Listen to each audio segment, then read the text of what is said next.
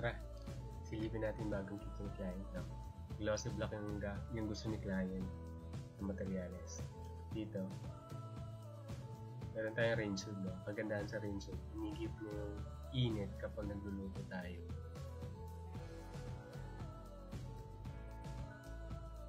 At hindi nag-iinit yung ating bahay dito. Tatlong division ginawa natin dito. No? Yung sukat nito ay 1 meter. No? Tatlo siya, malaki. Kaya kagandahan nito, marami kang malalagay ng mga gamit dito sa may hanging cabinet. Yan. Ito yung mga itsura niya. No? At dito naman sa baba, sa base cab niya, ang gusto lang ni client, ilagay lang yung mga lahat ng gamit niya para hindi kalat-kalat. Dito gumawa tayo ng drawer, no? Na nakaabang para sa may lagay ng mga kutsara niya dito. Yan, dito, spice rack.